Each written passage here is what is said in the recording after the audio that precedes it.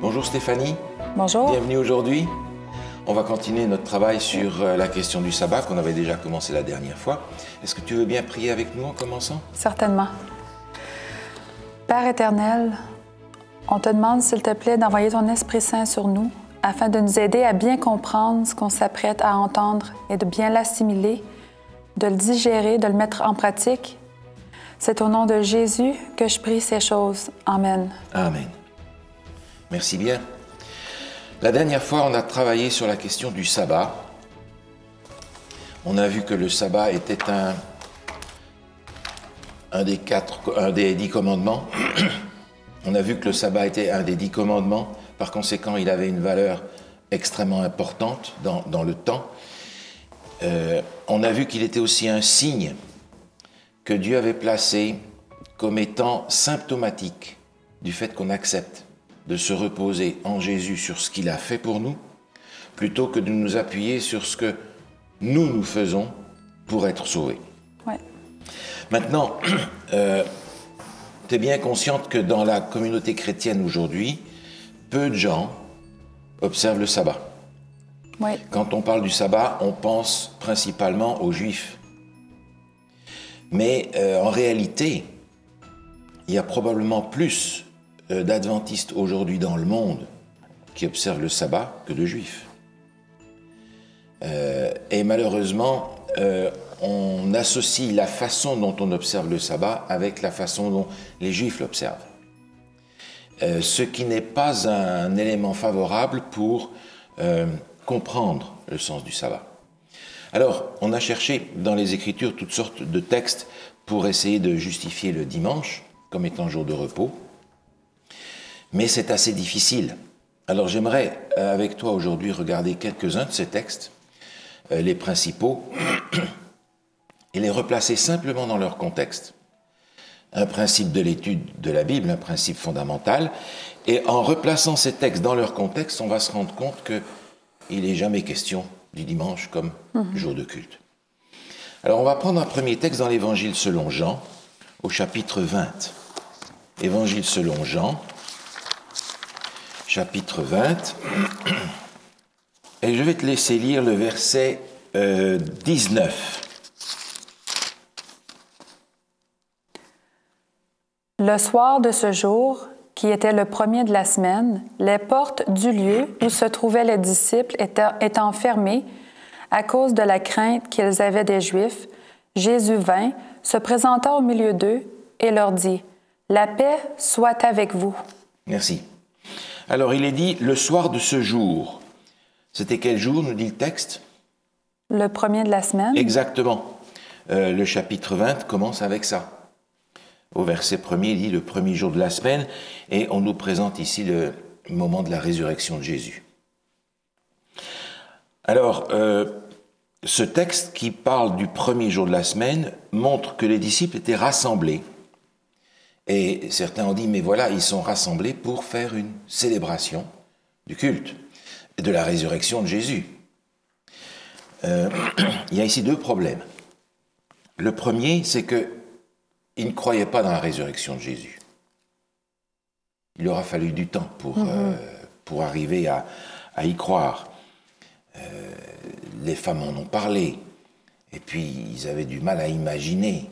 Tout ce que Jésus leur avait dit, ils l'avaient oublié concernant sa résurrection. Et ensuite, le texte nous dit pourquoi ils sont rassemblés. Est-ce que tu vois pourquoi pourquoi ils sont rassemblés dans ce passage? À cause de la crainte.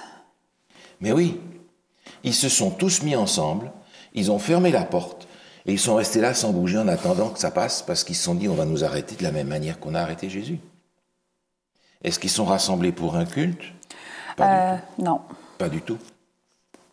Pas du tout. Surtout pas un culte en rapport avec la résurrection de Jésus, pour laquelle ils avaient encore beaucoup de difficultés.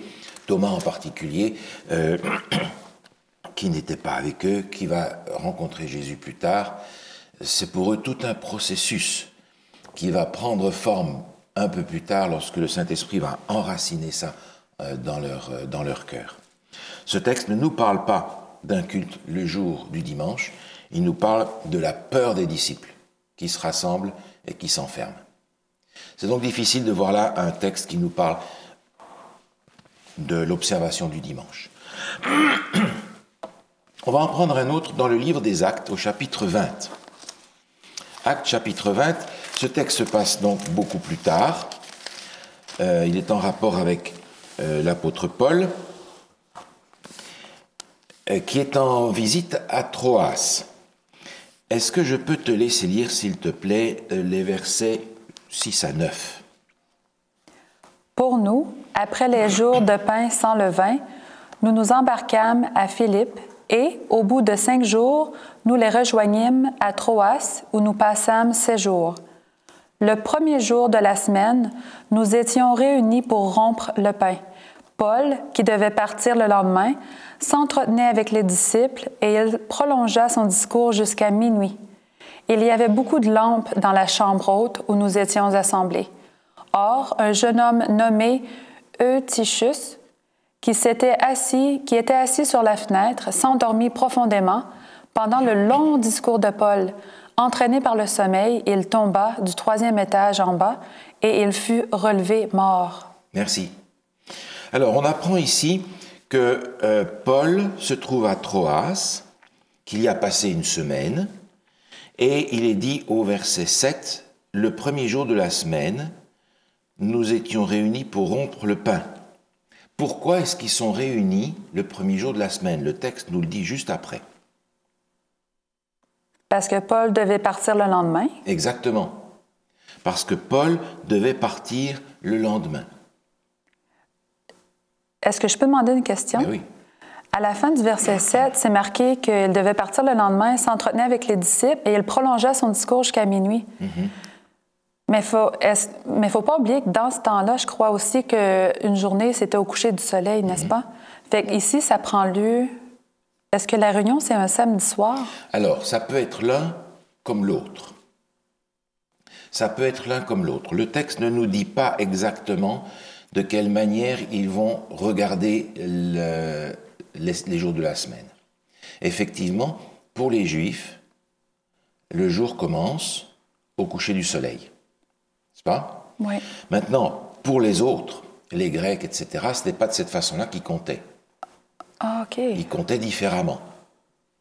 Maintenant, que l'on prenne la situation dans un sens ou dans l'autre, ça n'affecte pas, en réalité, la raison pour laquelle ils sont réunis. Mm-hmm. On peut le prendre dans un sens, on peut le prendre dans l'autre. On pourrait dire, par exemple, que Paul a parlé jusque sabbat soir minuit, et plus encore, ou bien on peut dire qu'il était là le dimanche, et qu'ils ont passé la journée ensemble, et que le dimanche soir, il a parlé jusqu'à minuit parce qu'il devait partir le lundi. OK. N'est-ce pas? Dans un sens ou dans l'autre, la raison qui nous est donnée, c'est qu'ils devaient partir.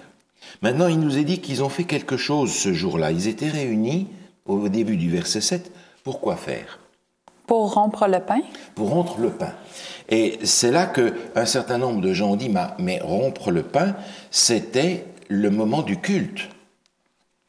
En réalité, pas nécessairement, parce que quand on regarde le texte qui se trouve dans Actes chapitre 2, on se rend compte que rompre le pain avait pour eux d'abord plusieurs significations, et en particulier, c'est quelque chose qu'ils faisaient n'importe quel jour de la semaine. Actes chapitre 2, on va lire le verset 42. Ils persévéraient dans l'enseignement des apôtres, dans la communion fraternelle, dans la fraction du pain et dans les prières. Merci.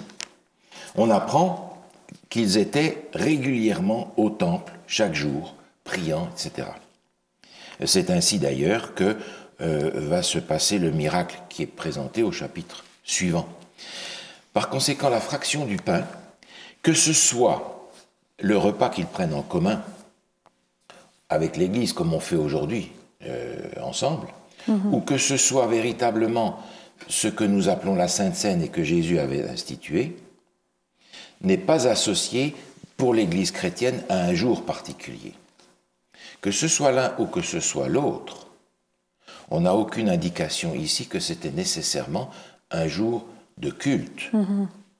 D'autant plus que dans le livre des Actes, un petit peu plus loin, on voit l'apôtre Paul qui observe le sabbat, que ce soit au chapitre 13 par exemple, qu'on avait déjà regardé la dernière fois. On voit l'apôtre Paul qui est rassemblé avec l'Église le jour du sabbat, mais pas un autre jour. Tu veux bien nous relire au chapitre 13, le verset 14, s'il te plaît? Oui. De Perge, ils poursuivirent leur route. Ils arrivèrent à Antioche de Pésidie. Étant entrés dans la synagogue le jour du sabbat, ils s'assirent. Merci. Et puis, on lit le verset 42. Lorsqu'ils sortirent, on les pria de parler le sabbat suivant sur les mêmes choses. Merci. Et le sabbat suivant, ce n'est pas simplement les Juifs qui sont là, verset 44. Le sabbat suivant, presque toute la ville se rassembla pour entendre la parole de Dieu. Voilà. Donc, les apôtres ont l'habitude d'observer le sabbat et quand ils vont quelque part, ils vont dans la synagogue pour commencer. Et c'est à partir de là qu'ils prêchent Jésus, son salut, et qu'ils construisent l'Église. Donc le chapitre 20 du livre des Actes, à partir du verset 6 et 7, dans cette rencontre qui est faite à Troas, ne nous parle pas d'un moment de culte, nous parle d'une réunion d'adieu. Et comme c'est un pasteur, il parle beaucoup, beaucoup, beaucoup, et il parle jusqu'à minuit passé, au point que les gens s'endorment évidemment. Eutychus qui était là sur le bord de la fenêtre. Le fait que l'apôtre Paul parle et s'entretient avec les croyants montre que ce n'était pas un moment de culte particulier, mais un moment de réjouissance personnelle, d'assemblée pour lui dire au revoir. Ce n'est pas un moment de culte. On va prendre un autre texte dans 1 Corinthiens chapitre 16. 1 Corinthiens chapitre 16. Est-ce que je peux te laisser lire le verset 1 et 2? Pour ce qui concerne la collecte en faveur des saints, agissez, vous aussi, comme je l'ai ordonné aux églises de la Galatie, que chacun de vous, le premier jour de la semaine, mette à part chez lui ce qu'il pourra, selon sa prospérité, afin qu'on n'attende pas mon arrivée pour recueillir les dons. Merci.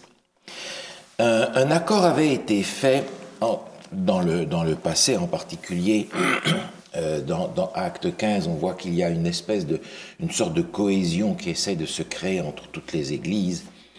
Et certaines églises avaient de la difficulté à cause des persécutions, à cause des circonstances. Certains étaient en difficulté pour survivre, en particulier dans la Judée. Et on avait demandé à l'apôtre Paul dans ses contacts avec les autres églises, de permettre qu'il y ait cet échange, ce soutien collectif entre les églises.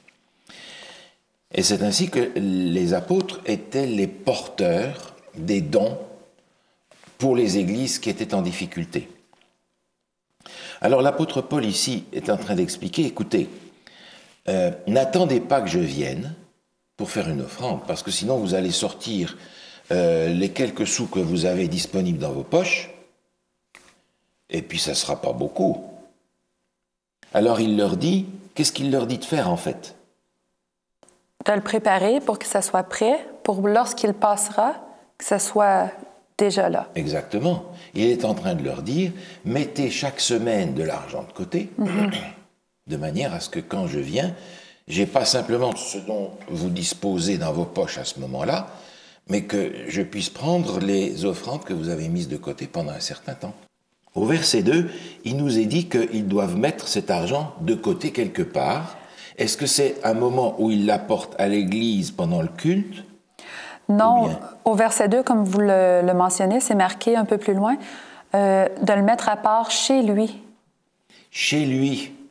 Autrement dit, quand vous recevez votre paye, vos sous, première chose, mettez de côté chez vous cet argent, et quand je viendrai, apportez-le-moi pour que je l'emporte. Je te laisse lire le verset 3 d'ailleurs.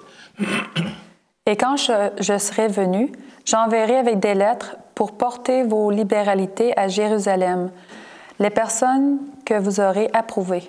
Voilà. Alors, quand je viendrai, je prendrai tout ça, je ferai des lettres, et les gens vont apporter ça à Jérusalem pour les frères qui sont là-bas en difficulté. Mettez de côté chez vous, le premier jour de la semaine, l'argent dont vous disposez. Est-ce qu'il est question d'un culte? Ben non, puisque c'est chez eux. N'est-ce pas? Le mot jour, d'ailleurs, n'étant pas véritablement dans le texte non plus. Donc là encore, même s'il est question du premier jour, il n'est pas question d'un culte particulier. Non. N'est-ce pas? On va prendre un autre texte dans Apocalypse, chapitre 1, le verset 10. Apocalypse, chapitre 1, le verset 10. Et on va peut-être lire le verset 9 pour se remettre un peu dans le contexte. Moi, Jean, votre frère, et qui ai part avec vous à la tribulation et au royaume et à la persévérance en Jésus, j'étais dans l'île appelée Patmos à cause de la parole de Dieu et du témoignage de Jésus. Je fus ravi en esprit au jour du Seigneur, et j'entendis derrière moi une voix forte, comme le son d'une trompette. Voilà, qui lui dit, va écrire ce que tu vas voir. Alors, il nous est dit ici, verset 10, je fus ravi en esprit au jour du Seigneur. Alors, cette expression au jour du Seigneur est utilisée dans la suite des temps pour désigner effectivement le dimanche. Parce qu'aujourd'hui, dans la majorité des églises chrétiennes, le jour du Seigneur, c'est le dimanche. L'expression qui est utilisée ici, qui n'est pas utilisée ailleurs d'ailleurs, parle du jour du Seigneur. Alors, il ne faut pas oublier une chose, c'est que Jean est un juif. Quelle est sa langue maternelle? Hébreu? Mais oui, l'hébreu, c'est la langue qu'on va utiliser à ce moment-là dans la synagogue, c'est le langage des Écritures. Son langage parlé, ça va être l'araméen, mais c'est un homme qui va penser en araméen et en hébreu. N'est-ce pas? Comme d'ailleurs tous les auteurs du Nouveau Testament, ils vont écrire en grec, probablement. Paul va sans doute écrire en grec parce qu'il connaissait 5 ou 6 langues, mais ce sont tous des gens qui pensent en hébreu, en araméen, et qui vont écrire en grec comme moi j'écrirais en anglais, qui n'est pas ma langue maternelle. Et ça se sentirait que mon anglais n'est pas l'anglais de quelqu'un dont la langue est l'anglais. Et c'est la raison pour laquelle on va d'ailleurs appeler le grec du Nouveau Testament d'un nom particulier, parce que c'est pas le grec classique, c'est pas le grec des Grecs. C'est une langue un petit peu simplifiée, un petit peu massacrée dans certains cas. C'est Paul qui écrit le meilleur grec, mais Jean pense en hébreu. Par conséquent, quand il dit « Je fus ravi au jour du Seigneur », il n'est pas en train de penser à la façon dont on va penser plus tard dans le temps, et où on va donner à jour du Seigneur une connotation associée au dimanche. Lui va penser jour du Seigneur en fonction de ce qu'il connaît de cette expression-là en hébreu. Alors on va regarder des textes. On va regarder un texte par exemple dans Malachie chapitre 4. Malachie chapitre 4, le verset 5. Voici, je vous enverrai Élie, le prophète, avant que le jour de l'Éternel arrive, ce grand jour est redoutable. Ah, il fait référence à quel jour, là? Le jour de l'Éternel? Ça sonne comme un jugement. Ça sonne comme le jugement à la fin des temps, n'est-ce pas? Oui. On va prendre un autre texte dans le livre de Joël.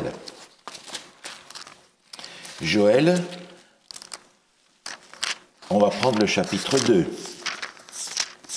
verset 1. Sonnez de la trompette en Sion, faites-la retentir sur ma montagne sainte, que tous les habitants du pays tremblent, car le jour de l'Éternel vient, car il est proche. Le jour de l'Éternel vient, il est proche. Ça sonne comme quoi, ce jour de l'Éternel? Encore une fois, le jugement à la fin. Il est déjà indiqué au chapitre 1er, mais on peut continuer dans le même chapitre, le verset 11. L'Éternel fait entendre sa voix devant son armée, car son camp est immense et l'exécuteur de sa parole est puissant. Car le jour de l'Éternel est grand, il est terrible. Qui pourra le soutenir? Verset 15. Sonnez de la trompette en Sion, publiez un jeûne, une convocation solennelle. Alors, on est en train là de regarder un certain nombre de passages de l'Ancien Testament, qui sont ceux qui servent de référence à Jean, parce que le Nouveau Testament a déjà commencé à être écrit, c'est juste, mais on a dans l'Ancien Testament un certain nombre de textes, un grand nombre de textes, qui présentent le jour de l'Éternel d'une façon un peu différente. On va regarder dans Amos, par exemple. Amos, chapitre 5. Amos, chapitre 5, le verset 18. Malheur à ceux qui désirent le jour de l'Éternel. Qu'attendez-vous du jour de l'Éternel? Il sera ténèbres et non lumière. Merci. Alors, il y a d'autres textes dans l'Ancien Testament, en grand nombre, qui prennent cette expression et qui sont tous reliés au jugement à la fin des temps. Alors, Jean pense-t-il, dans l'année 95 ou 100, à l'observation d'un jour particulier? Non. Parce que, en fonction de ce que l'on comprend dans le livre de l'Apocalypse et de ce qu'on voit dans la vision qui suit d'ailleurs, où il a une vision de Jésus, on comprend tout de suite que la vision ait lieu un mardi, un mercredi, un samedi ou un dimanche n'a en fait aucune importance, parce qu'il est en train là d'avoir une vision qui le conduit à la fin des temps, dans ce qui va être la succession de tous les événements qui se suivent et qui vont déboucher sur le retour de Jésus. D'ailleurs, on voit dans la description de Jésus qui est faite là, que Jésus apparaît dans le vêtement du souverain sacrificateur lorsqu'il faisait la fête des expiations. Il n'est pas dans son habit complet avec le pectoral, avec les pierres et tout. Il est dans cette robe blanche avec une ceinture, qui est justement l'habit dans lequel se trouvait le souverain sacrificateur qui rentrait pour la seule fois de l'année dans le lieu très saint. Référence à la fête des expiations, qui est justement, nous dit le prophète Daniel, en rapport avec le jugement à la fin des temps. Et Daniel, dans les prophéties qu'il nous donne au chapitre 8 et au chapitre 9 de son livre, nous donne même l'indication du moment où va commencer ce jugement dans le ciel. Jean, qui a l'Ancien Testament comme référence dans son esprit, qui connaît probablement des sections entières de l'Ancien Testament par cœur, parle ici du jour du Seigneur comme étant le jour de la fin, parce que ce qu'il voit dans sa vision sont effectivement des symboles qui l'amènent à comprendre qu'il s'agit de la fin des temps. C'est merveilleux comment que la parole s'explique. Oui. Alors, dire qu'il a eu sa vision un jour de sabbat ne me pose aucun problème. Peut-être bien qu'il a eu sa vision un jour de sabbat, c'est possible. C'est un jour de communion avec Dieu, c'est un jour où on s'élève à Dieu, c'est tout à fait possible qu'il ait eu cette vision un jour de sabbat, mais il n'est pas en train de dire ici quel jour il a eu sa vision. Il est en train de dire le contenu de ce qu'il a vu. Oui. On n'est donc pas non plus en train de parler du jour d'adoration, qu'il soit l'un ou qu'il soit l'autre. Exactement. N'est-ce pas? On va regarder un autre texte maintenant dans l'Épître aux Romains, au chapitre 14. Épître aux Romains, chapitre 14. Le verset 5. Tel fait une distinction entre les jours, tel autre les estime tous égaux. Que chacun ait en son esprit une pleine conviction. Merci. Alors, ce texte est pris souvent pour dire, ben regardez, vous insistez sur le jour du sabbat, mais en fait, ça n'a pas d'importance. L'apôtre Paul dit, il y a des gens qui font les distinctions entre les jours, ça n'a pas d'importance. Soyez juste convaincus de ce que vous faites.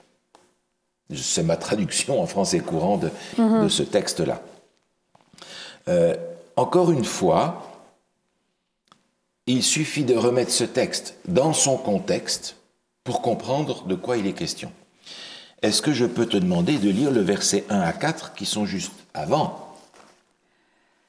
Faites accueil à celui qui est faible dans la foi et ne discutez pas sur les opinions. Tel croit pouvoir manger de tout, tel autre qui est faible ne mange que des légumes, que celui qui mange ne méprise point celui qui ne mange pas, et que celui qui ne mange pas ne juge point celui qui mange, car Dieu l'a accueilli. Qui es-tu, toi qui juges un serviteur d'autrui? S'il se tient debout ou s'il tombe, cela regarde son maître, mais il se tiendra debout, car le Seigneur a le pouvoir de l'affermir. Merci. Et c'est juste après cela que vient le verset 5 que tu as lu tout à l'heure, où il parle de la distinction entre les jours. Alors, le texte que tu viens de lire, incluant le verset 5, est-ce que c'est un texte qui nous parle des 10 commandements? Je croirais que non. Non. Qu'est-ce qui nous est dit au verset 1? Ça parle d'opinion et non de principe. C'est pas la même chose. Et dans les versets 2, 3 et 4, il parle de la nourriture, qui a été un problème dans l'Église chrétienne au début. Il en est question aussi dans l'Épître aux Corinthiens, au chapitre 8, où il y a ce problème des viandes sacrifiées aux idoles. Certains disent « Ah ben non, je ne peux pas manger ça, c'est sacrifié aux idoles ». D'autres disent « Les idoles, ça n'existe pas, c'est égal ». Donc il y avait une certaine différence d'opinion par rapport à ce genre de choses. Comment est-ce qu'on pratique ça? Et l'apôtre Paul ici fait référence à ces discussions. Certains mangent seulement des légumes parce qu'ils veulent éviter le problème de la viande. Et il dit finalement, ne discutez pas des opinions. Et c'est dans ce contexte-là qu'il dit, il y en a qui veulent observer certains jours, d'autres qui ne veulent pas. Et on se souvient que dans l'Ancien Testament, il y avait un certain nombre de jours qui étaient des jours de fête, des jours fériés dans le cadre des fêtes juives, et il y avait la même chose dans le cadre des fêtes païennes. Mais ici, en rapport avec les opinions, l'apôtre Paul y va doucement et leur dit, écoutez, vous voulez célébrer des jours, mais écoutez, ça n'a pas d'importance. Ça n'a pas d'importance. Parce que, effectivement, les célébrations du peuple juif, qu'on appelait des sabbats cérémoniels, parce qu'ils tombaient n'importe quel jour de la semaine, étaient des jours de fête, des jours particuliers, et certains sentaient le besoin de continuer à les vivre. L'apôtre Paul leur dit, laissez faire, si vous voulez le faire, faites-le, mais ça n'a pas d'importance. Alors au verset 5, ça ne parle pas du sabbat en soi, mais comme vous dites, c'est les cérémonies ou les fêtes. Oui. OK. Certains, le texte nous dit, tels font la distinction entre les jours, et il ne parle pas des jours qui sont prescrits comme étant des jours de culte dans le 4e commandement. Il parle des jours que les gens ont gardés dans leur tradition, comme étant des jours qu'ils préféraient célébrer, en attendant de comprendre. Ce qui est expliqué aussi par l'apôtre Paul dans l'Épître aux Hébreux, c'est que toutes ces choses, c'était l'ombre des choses à venir. Alors observez les jours que vous voulez, mais arrêtez de vous disputer. C'est ma façon de présenter ce texte-là. Mais il n'est pas en train de dire ici, observez le jour que vous voulez pour le culte. Parce qu'il y a dans les 10 commandements un jour prescrit pour ça. N'est-ce pas? Oui. On va prendre un autre passage, si tu veux bien, dans Galates chapitre 4.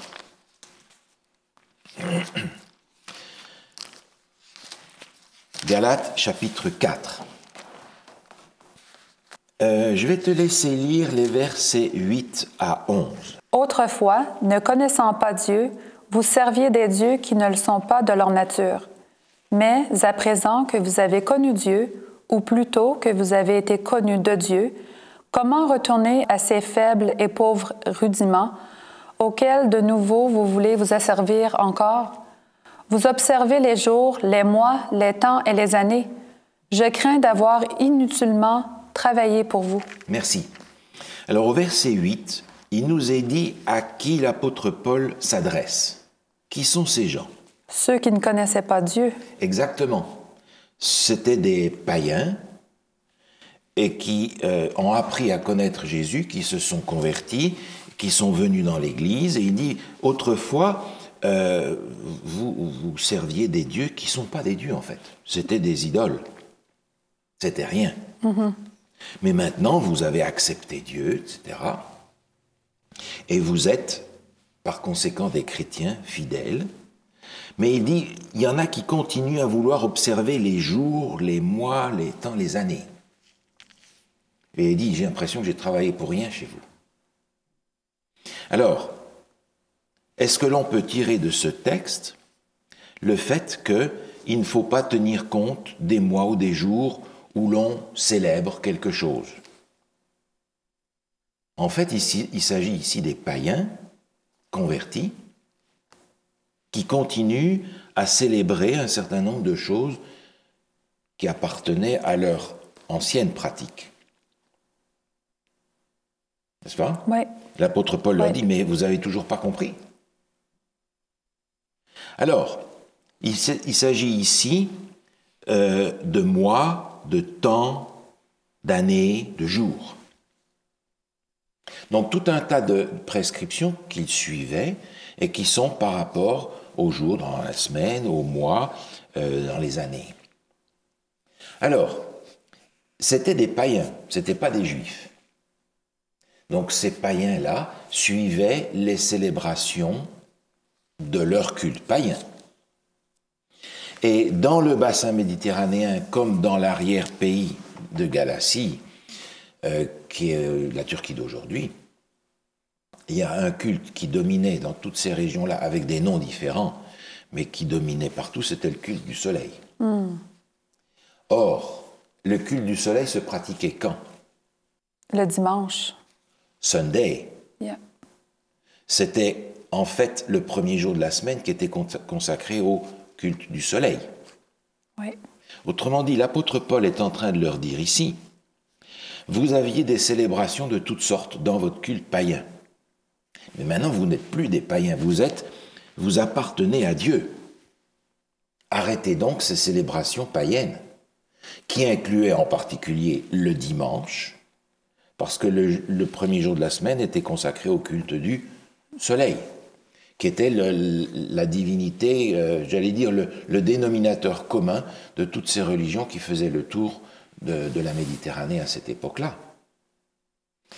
À la limite, l'apôtre Paul est en train de leur dire, laissez tomber le culte du soleil, la célébration du dimanche et tout ce qui va avec, pour venir à la célébration de Dieu. Faites maintenant la coupure avec votre passé païen. Et si l'on prend ce texte-là pour parler de l'observation du dimanche, en réalité, on est en train de dire que l'apôtre Paul, finalement, les invite à arrêter ça. Parce que Dieu a donné le véritable culte d'adoration le jour du sabbat. Oui. N'est-ce pas? Le 7e jour. Dans 1 Corinthiens, au chapitre 7, on a ce passage de l'apôtre Paul qui me paraît très important et qui s'adresse à des juifs pour dire finalement la même chose. 1 Corinthiens chapitre 7, le verset 19. La circoncision n'est rien et l'incirconcision n'est rien, mais l'observation des commandements de Dieu est tout. Merci. Paul fait référence ici à quelque chose qui est très important pour le juif parce que c'est un signe d'appartenance. Et il dit, circoncision et incirconcision, c'est égal. Ce qui est important, c'est l'observation des commandements de Dieu. Référence aux 10 commandements, bien entendu. Ouais. Alors que la circoncision fait référence aux prescriptions que Dieu avait données pour le peuple juif. Nombreuses. Mais ici, il va opposer les 10 commandements à ces prescriptions-là. Montrant clairement par là que l'observation des commandements de Dieu est importante pour les chrétiens qu'ils viennent du paganisme ou qu'ils viennent du judaïsme. C'est la base. Important, central. Et l'apôtre Paul ici frappe un grand coup dans le judaïsme en faisant l'opposition entre la circoncision et l'observation du sabbat. Maintenant, j'aimerais simplement lire quelques citations que j'ai ici, qui sont en rapport principalement avec l'histoire du dimanche. L'histoire du dimanche va nous donner une dimension particulière de l'observation de ce jour-là. On a vu dans les 10 commandements que le sabbat avait été donné comme jour de culte parce qu'il était particulièrement symptomatique du plan du salut en Jésus-Christ, par la foi, pas par nos œuvres. Maintenant, on a dans l'histoire des indications qui nous rappellent qu'en réalité, le dimanche a une autre intention derrière. Dans un livre écrit par Samuel Bacchiocchi, Le sabbat dans les Écritures, il écrit ceci à la page 135. C'est à partir de 135 après Jésus-Christ qu'un changement radical s'est produit dans l'église de Jérusalem. À ce moment, l'empereur Hadrien détruisit la ville, chassa les Juifs et les Juifs chrétiens et interdit fermement la pratique de la religion juive, plus particulièrement l'observation du sabbat et la circoncision. Suivant l'édit de l'empereur, la ville a été repeuplée avec des étrangers et seulement les chrétiens d'origine païenne pouvaient entrer. Interdiction d'observer le sabbat et la circoncision, une notion qui veut faire mettre de côté la religion juive. Maintenant, c'est un texte que j'ai ici qui est sorti d'un historien, Arthur Bock, Histoire de Rome, qui est dans le commentaire Adventiste volume 9 à la page 291. Cet historien écrit ceci. À partir de 321, Constantin se considéra comme désigné par Dieu pour diriger le monde romain.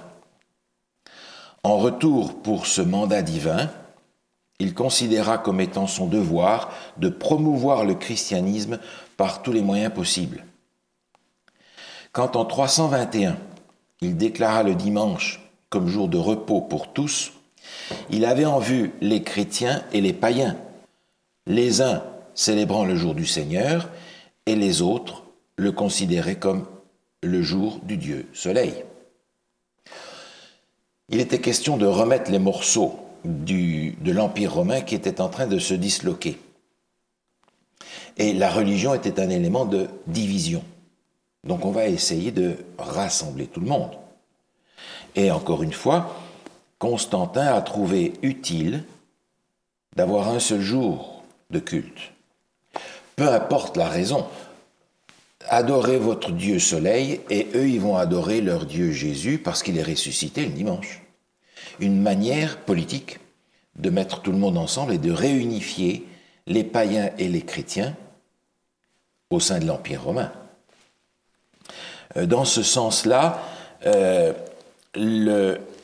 l'observation du dimanche commence avec une préoccupation beaucoup plus catholique, une préoccupation plus politique que religieuse.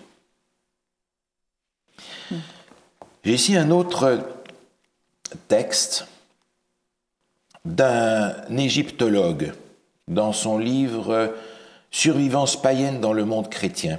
Il écrit à la page 126 « L'Église sanctifia le dimanche en partie parce que c'était le jour de la résurrection, mais surtout parce que c'était la fête hebdomadaire du soleil. La politique chrétienne aimait à adopter les fêtes païennes chères à la tradition populaire pour leur donner une nouvelle signification. Le dimanche, jour du soleil, était aussi le jour de Mithra. Il est intéressant de noter que Mithra était appelé Dominus, ou Seigneur. Le dimanche dut être appelé le jour du Seigneur, bien avant l'époque chrétienne. Le dimanche, dédié au soleil, était sacré depuis longtemps pour beaucoup dans les religions païennes. C'est ce que je mentionnais tout à l'heure, que le culte du soleil était dominant dans toutes ces régions-là et par conséquent était un élément central de la religion païenne. Un autre texte ici, qui est du 5e siècle, Socrates Ecclesiastus, dans ses notes, il dit ceci, un texte du 5e siècle. Presque toutes les églises dans le monde célèbrent les saints mystères le jour du sabbat chaque semaine. Entend par là les saints mystères, ce que nous appelons aujourd'hui la Sainte Seine, ou le repas du Seigneur. Cependant, les chrétiens d'Alexandrie et à Rome ont cessé de le faire sur la base de traditions anciennes. Ah, mais quelle tradition ancienne? Quelles étaient les traditions plus anciennes pour ces nouveaux chrétiens? C'était les traditions dont l'auteur précédent avait parlé, c'est-à-dire le jour du Seigneur, le jour du dimanche. Donc on se rend compte que à peu près partout, ils célébraient ça le 7e jour de la semaine, le sabbat. Mais à Rome et à Alexandrie, ils ont repris la tradition païenne pour célébrer la Sainte Seine, c'est-à-dire le premier jour de la semaine. Ça. Maintenant, j'ai ici un texte qui est intéressant parce qu'il est écrit par un catholique, The Catholic Mirror, en 1893, à la page 29 et 31. Il dit ceci, traduit en français. Plus de 1000 ans avant l'existence d'un seul protestant, l'Église catholique a changé le jour du samedi au dimanche par la vertu de sa divine mission. Mais le protestant dit « Comment puis-je recevoir les enseignements d'une Église apostate ? Comment, demandons-nous, avez-vous pu accepter toute votre vie ces enseignements sur la question du sabbat en directe opposition avec la Bible, votre seul professeur reconnu ? À sa naissance, le monde protestant a trouvé le sabbat chrétien trop profondément enraciné pour s'opposer à son existence. Il a donc été placé devant la nécessité de l'accepter, reconnaissant ainsi, pendant plus de 300 ans, le droit de l'Église de changer de jour. Le sabbat chrétien est donc, jusqu'à ce jour, reconnu comme issu de l'Église catholique, épouse du Saint-Esprit, sans qu'il y ait une seule remontrance du monde protestant. Alors ici, l'Église catholique est en train de dire qui a changé le jour d'observation du samedi au dimanche. C'est nous qui l'avons fait en fonction de la vertu de cette divine mission.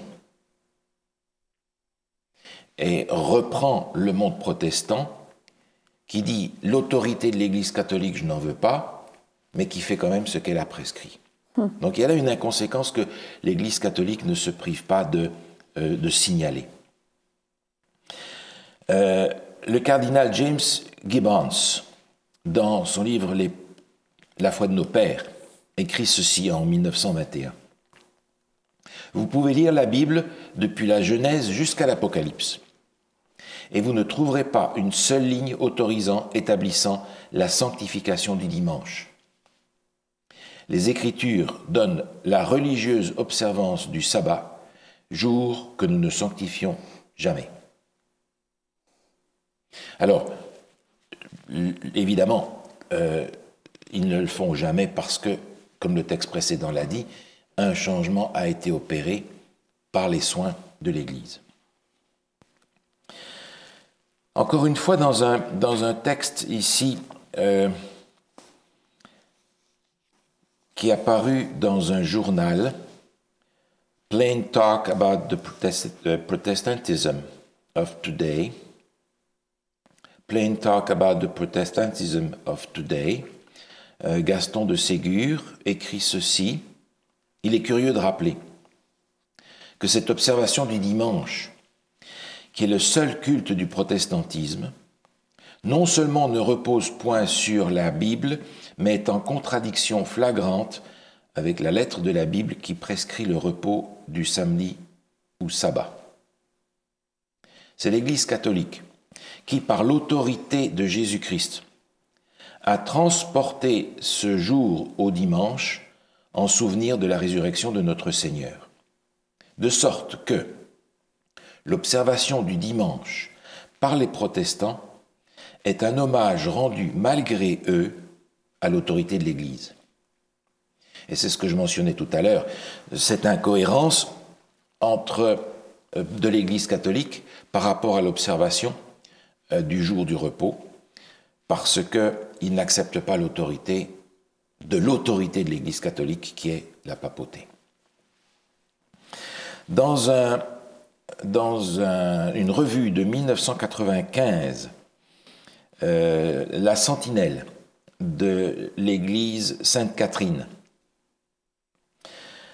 en mai, le 21 mai 1995, la chose la plus hardie, le changement le plus révolutionnaire que l'Église ait jamais fait, s'est produit au 1er siècle. Le Saint Sabbat a été changé du samedi au dimanche. Non pas d'après les indications données dans les Écritures, mais d'après l'Église et le sentiment de sa propre autorité. Ceux qui pensent que les Écritures doivent être la seule autorité devraient logiquement devenir adventistes du 7e jour et garder le samedi comme jour saint. Et là, c'est un élément qui met évidemment en évidence cette incohérence du monde protestant qui parle de sola scriptura et qui passe à côté de ce principe de la réforme. Maintenant, ces textes étaient des textes issus d'auteurs catholiques. J'aimerais terminer avec un texte qui est un texte d'un auteur protestant, qui est Jean Cadier. Jean Cadier était un grand spécialiste de la Réforme, en particulier de Jean Calvin. Et dans le Christianisme social de septembre-octobre 1937, Jean Cadier écrit ceci. Donc c'est donc un protestant. Les réformés, comme les autres, sont plus soumis à la tradition qu'ils ne veulent le dire. Sur la question de la célébration du dimanche, du lavement des pieds, du baptême des enfants, de l'organisation de l'Église, l'apport de la tradition a été très net. Lorsqu'une confession chrétienne comme l'adventisme entame sur ces différents sujets, au nom de l'Écriture sainte, une controverse avec les réformés, elle est d'avance victorieuse et les textes par lesquels notre Église défend sa position, en dehors du rôle de la tradition, ou sans invoquer l'esprit de la révélation, sont rares et n'emportent pas l'adhésion. Nous aimons mieux le dire carrément et affirmer qu'il y a une tradition protestante. Autrement dit, que ce soit par rapport à l'Église catholique, que ce soit par rapport à l'Église protestante d'une façon globale, on a affaire, en rapport avec le dimanche, à une tradition, c'est-à-dire une pratique très ancienne et qui finalement a d'autant plus d'autorité qu'elle est ancienne, mais elle n'en demeure pas moins une tradition. Or, Jésus a parlé de ça, et on va terminer avec ce texte de Matthieu chapitre 15. Évangile selon Matthieu au chapitre 15. Que ce soit en rapport avec le culte ou que ce soit avec n'importe quelle autre pratique, la question de la tradition est ici clairement présentée par Jésus. Évangile selon Matthieu, chapitre 15, verset 3, si tu veux bien le lire. Il leur répondit, « Et vous, pourquoi transgressez-vous le commandement de Dieu au profit de votre tradition? » Alors il va parler là du 5e commandement en rapport avec le respect des parents, mais il conclut au verset 6 en disant, 6 et 7, « Vous annulez ainsi la parole de Dieu au profit de votre tradition. Hypocrite, Ésaïe a bien prophétisé sur vous quand il a dit Versets 8 et 9, si tu veux bien. « Ce peuple m'honore des lèvres, mais son cœur est éloigné de moi. C'est en vain qu'il m'honore, en enseignant des préceptes qui sont des commandements d'hommes. » Merci. Et ça, c'est une citation de l'Ancien Testament, qui était déjà un problème à cette époque, qui était encore un problème du temps de Jésus, et qu'il est encore aujourd'hui. On le voit en particulier avec l'observation du sabbat, et il est curieux de noter en effet que même ceux qui prêchent le salut par la foi en Jésus n'aiment pas en recevoir le signe du repos, le jour du sabbat. Et c'est sûr que l'observation du sabbat va contre la tradition, contre la société, parce que peu de gens observent le sabbat. Mais je crois qu'il est important de revenir à ce que Jésus disait, à prendre les commandements de Dieu plutôt que les commandements des hommes. Il y a une chose encore qu'il nous faut regarder, et qu'on regardera la prochaine fois, c'est la question de savoir comment est-ce qu'il nous faut observer le sabbat pour que le sabbat soit véritablement le signe que Dieu a donné à son peuple pour célébrer le salut par la foi en Jésus. Comment le faire? Du temps de Jésus, il y avait constamment cette controverse entre Jésus et ses contemporains, en particulier à propos du sabbat, parce que déjà de son temps-là, il pratiquait le sabbat selon la tradition. Un bon nombre de miracles que Jésus a accomplis avaient lieu le jour du sabbat. Et on va regarder la prochaine fois comment nous sommes invités dans les Écritures à observer le sabbat pour être dans la ligne de ce que Jésus attend des chrétiens d'aujourd'hui. On prie ensemble? Certainement. Seigneur, nous voulons te remercier pour ta révélation. Nous voulons te remercier pour le jour du sabbat. Nous voulons te remercier pour le salut en Jésus que tu nous as offert gratuitement, à un prix incroyable, le prix de Jésus qui vient parmi nous en tant qu'homme, en tant que Dieu, et qui meurt sur la croix à notre place. Seigneur, apprends-nous, nous t'en prions, à célébrer ce sacrifice immense de Jésus en observant tes commandements, de manière à ce que ce soit pour nous le signe de ce repos que tu nous donnes, parce que Jésus nous a sauvés gratuitement. Seigneur, de cette manière, prépare-nous, nous t'en prions, pour ce repos éternel que tu veux nous accorder lorsque Jésus reviendra. Nous l'attendons, Seigneur, avec impatience. En son nom, nous te prions. Amen. Amen.